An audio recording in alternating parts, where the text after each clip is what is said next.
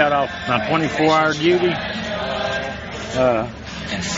they were trying to flush out some Viet Cong in this Providence, and they asked for a volunteer, and Jerry was the only one that volunteered to go down, and he tied a rope to him and lowered him down and heard a gunshot, and they hollered out to Gary. They didn't hear no sound. They pulled him up. The captain was from Oklahoma City, his captain, and he died in the captain's arms. I loved him as a friend, you know, and for him to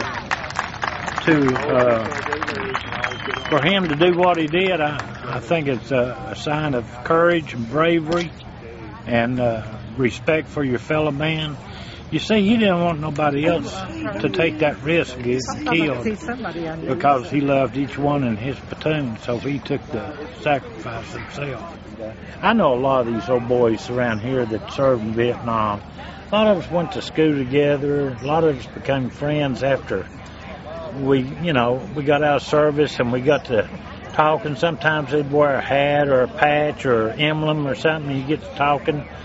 Now we go to the VA and we get our health care out there, and you run into people and you might just talk to them 30 minutes and you might not see them for a year, but you remember that face, and you can see them out here on the street or in the store and stop and say, hey, how you doing? You know, I was talking to you about a year ago.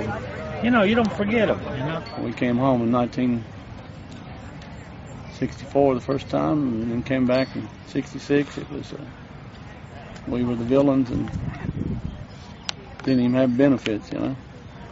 It's come a long way, and this is such appreciation here today. That this is the guys that don't eat dinner at home anymore. I want to say that one hell of a bunch of Marines, the others too, but my Marines in the Starlight, they were brave, they were fighters,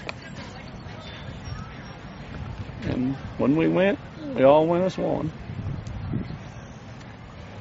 But right here on this wall is our men.